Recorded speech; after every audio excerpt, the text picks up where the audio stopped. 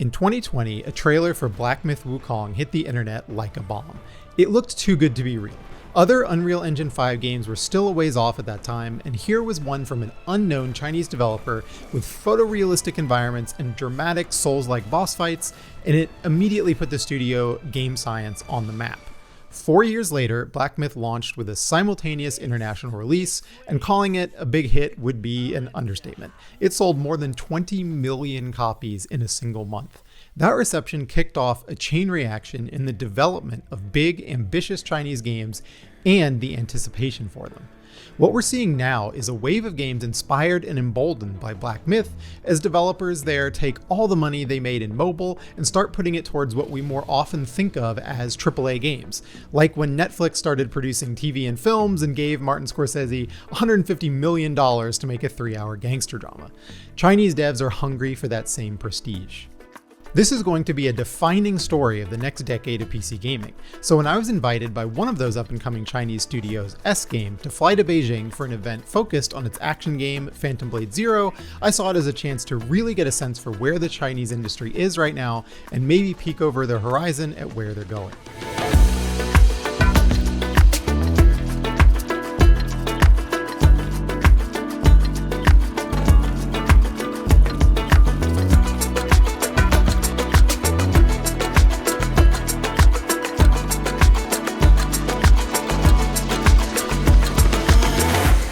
So one very, very long plane ride later, I was in the most cyberpunk building that I have ever seen in my life. A 100-year-old decommissioned blast furnace that was converted into a venue for the Beijing Olympics.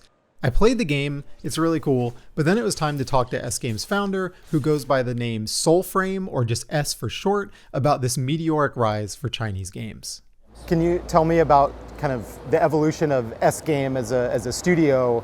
Like, was this kind of always the end goal to make this game, or did that just come about as you got more experience? It was always an end goal, but it was very far away, like 10 years ago or 15 years ago. Even 5 years ago, it was not so clear yet, until the first trailer of Black Myth Wukong gave us all the confidence to move forward. Before, all we make were mobile games. The mobile games we made were also cool, but it's not enough to express my idea of building this world, this phantom world. We're going to build a world, a Kung Fu Punk world, with all the architectures, costumes, looks like the 16th century China, but it's not China. It has some mythology stuff and Kung Fu Punk and even cyberpunk stuff. Many things mixing together. I want to make this world alive. I mean, last year, Black Myth Wukong was a crazy breakout hit. I think it sold over 10 million copies in a matter of weeks or maybe even days. Do you feel like that opened the door at all for Phantom Blade Zero to be bigger than it might have been before? Black Myth Wukong is a great game, and it has created a possibility for a Chinese game to sell this kind of number. But I would say for most of the games, the game quality is still your foundation. So I would say polish the game, making the game better is still the very important thing, even in China. I think there is a pride for the gamers. If they play Black Myth Wukong, the more pride thing is they feel, okay, we can make such game. So if you are not going to make such game, you become ashamed. So we are very careful as a Chinese developer to fulfill the requirement and to fulfill the thinkings and the hypes of the Chinese gamers. We have to work harder. We have to make the game even better. S-Party wasn't just an event for press and streamers to come check out the game. They actually ran a lottery system where fans could enter for a chance to come and play the same 90-minute demo that I got my hands on, and over the course of that weekend, they had 1,000 people come and play. This didn't just feel unusually transparent for a Chinese game developer. It honestly felt transparent for any big-budget game this far ahead of release. I also visited the dev studio and walked around snapping photos without ever being told that a particular whiteboard or someone's monitor was off limits. I mean, by comparison, I've visited From Software twice, and I've only seen a hallway and like 2 conference rooms. I never even got a peek at the developers in action. For this trip, S-Game also invited guests from other studios, including the directors of Lies of P and the first Berserker Kazan, giving the sense that S-Game is just really excited to be rubbing shoulders with the big names in Souls-likes and other action games. It's a space that China basically wasn't in at all prior to Black Myth, and now they're coming at it in full force. Last month's Wuchang Fallen Feathers, for example, hews maybe too closely to From Software's Souls games, but it's still gotten some praise for its combat and level design, and it's the studio's very first game. Then at the end of August, the action RPG Lost Soul Aside is coming out after more than a decade of development. It started out as a solo project inspired by Final Fantasy when its creator was still in graduate school. Now you may be wondering why all this talk of Black Myth Wukong and Souls-likes as the first big-budget Chinese games to start releasing in English when Genshin Impact came out in 2020, 5 years ago, and made $1 billion in just a few months. Surely that was the actual signal that Chinese games were ready to go beast mode outside of their home country. And it's true, Genshin was a really big deal. It took the mobile phenomenon of gacha games and made it work on PC and consoles in the form of this sprawling, beautiful action RPG that was actually fun to play more often than it was trying to squeeze money out of you. But to me, Genshin represents the pinnacle of the Chinese games industry of the 2010s, which was almost entirely focused on mobile. So that focus is what's now changing, and that means that the style of game design is changing too. For example, sometime this year we'll also see the English release of Where Winds Meet, a free-to-play open-world RPG with some optional multiplayer built in. Where Winds Meet has already launched on PC and mobile in China, and you can see the connective tissue to Genshin Impact in some of its mechanics, but at the same time, it's eschewing the gacha design that defines so many mobile games in favor of more PC MMO style stuff. Since Black Myth Wukong now, all the focus in China are focusing on Chinese-made AAA. Big action games. Yeah, big action games or simply big games. You can see a lot are coming. It's different because the AAA big games for the Americans, it's not a new concept. So GTA or something like that, it's quite familiar. But a factor here in China is for the majority of the players. There are many players don't even recognize the button icons on a PlayStation controller or an Xbox controller. There are like, let's say 60 million active Steam players in China, which has already been the biggest single market in the world. China is the biggest single market. But you know, there are more than 500 million potential players in mobile game industry. So many. Yeah. S said that internationally, PlayStation represents a big potential audience for Phantom Blade Zero, but in China, they expect 90% of players to be on PC. Now, PC gaming is really huge there. I mean, back in 2018, a full 7 years ago, it was already a $15 billion industry, driven largely by free-to-play and mobile games. Some of those were made in China, but back then, a lot of the big hits, like PUBG and League of Legends, were coming from outside of the country. Given that, you can understand why S said there's also a certain degree of national pride driving players in China to buy and support games like Black Myth Wukong. But developers can't count on that to last forever. Still, I think that pride points to one reason why this new wave of Chinese games, finally being released internationally, are almost universally pulling from classical Chinese mythology and wuxia films. I mean, for decades, some of the most prominent games depicting Chinese history and culture, like Koei's Romance of the Three Kingdoms and Dynasty Warrior series, weren't made in China. They were made in Japan. And BioWare's 2005 action RPG Jade Empire was made by a largely white development team in Canada. So now that they have the budgets to pull off AAA games, I think it's obvious why Chinese studios want to show off that mythology in the best possible light. And it's a hugely successful and popular vein of pop culture that isn't yet oversaturated in games.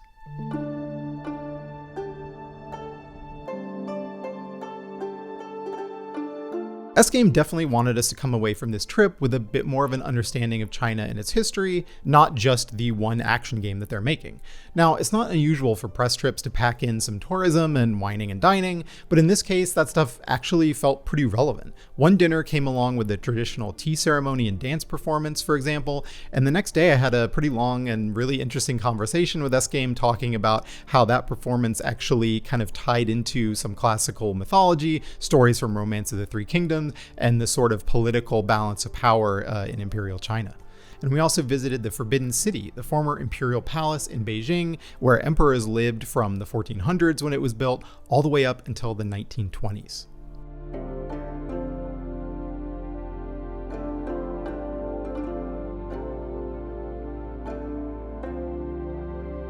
The history of China's video game industry obviously doesn't go quite that far back, but it does go a lot further back than the games that we've been talking about so far. The Chinese-speaking gaming world has a rich history of PC RPGs, for example, with its own long-running series much like Final Fantasy. Sword and Fairy from Taiwanese developer Softstar started in 1995 and has spawned 7 numbered games and tons of spin-offs over those 30 years. Softstar even has an older RPG series named Wanyan Sword that's been going since 1990, also rooted in Chinese mythology. It's just that for decades, most of the games being developed in China or Taiwan simply never got English translations. That has been slowly changing though.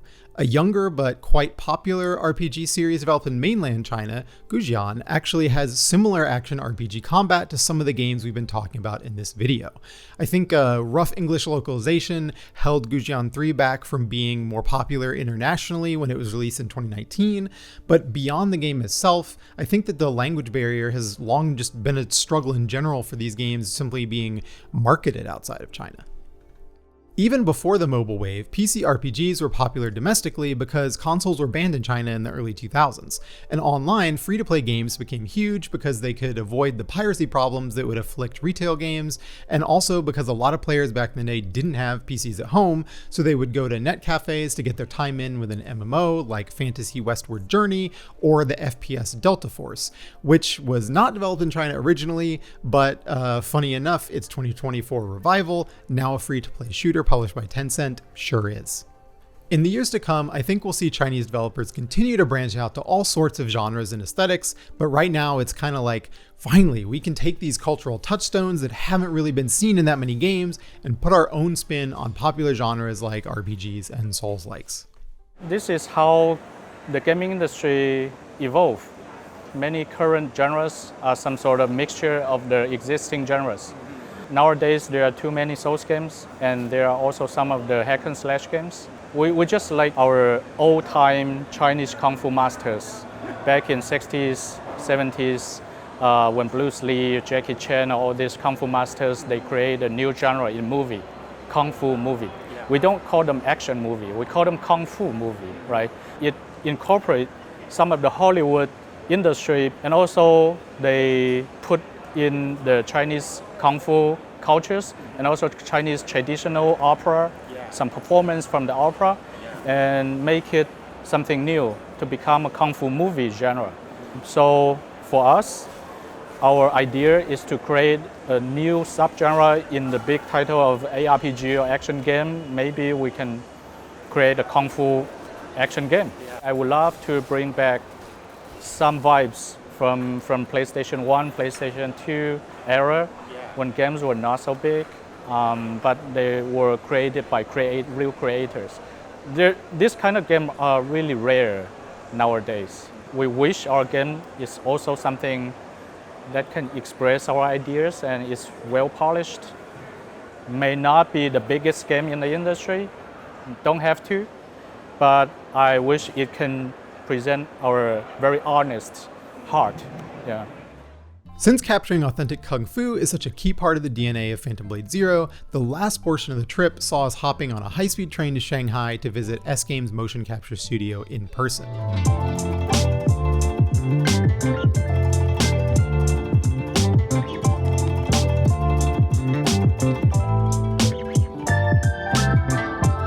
There we met the studio's mocap director who started practicing martial arts when he was just 8 years old, and then he majored in martial arts in college and got a master's in film studies, basically the perfect resume for bringing a kung fu game to life.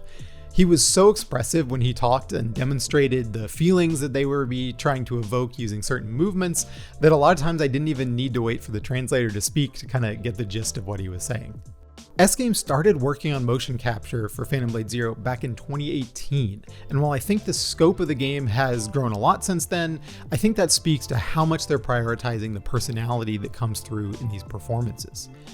S-Game is hardly alone in doing this style of mocap for animations. Basically every big budget studio does this, right? But again, going back to that surprising degree of openness, it's not often that I get to go inside a motion capture studio and see the actual process of the animations being created, with a direct line from the fight scene playing out in front of us to the in-game animation that is then shown on a big TV facing the studio. So after each take, the team would walk over, look at their virtual performance, while the mocap director pointed out what they could do to better sell the action. There's so much detail that goes into getting every single attack and parry and finishing move just right.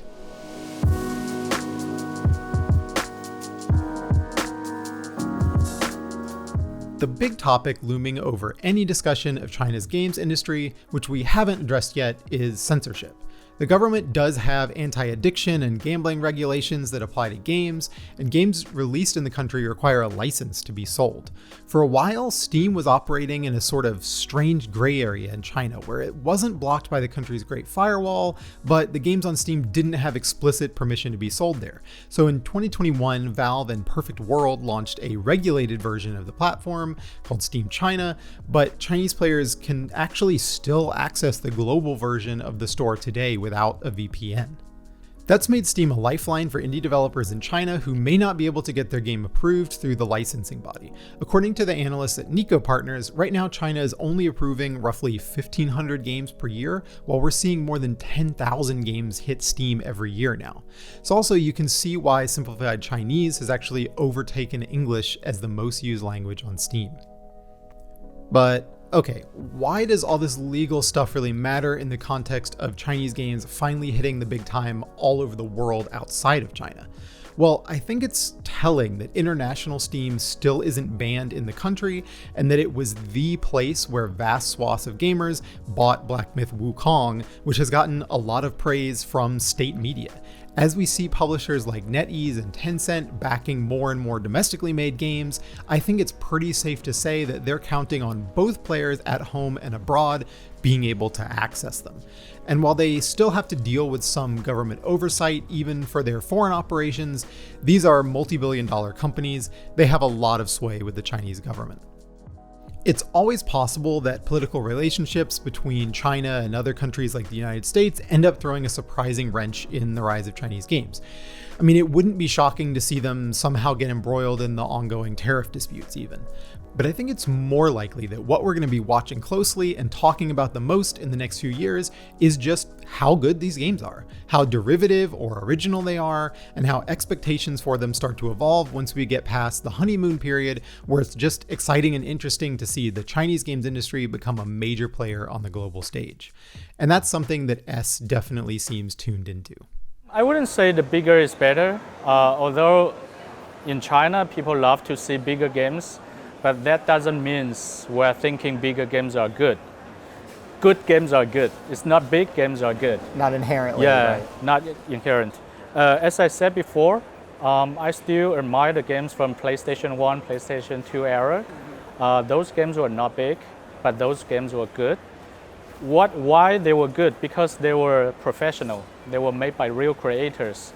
I think as long as the creators are real gamers and they know what the gamers want and they have stable hands to manage everything and they have their ideas.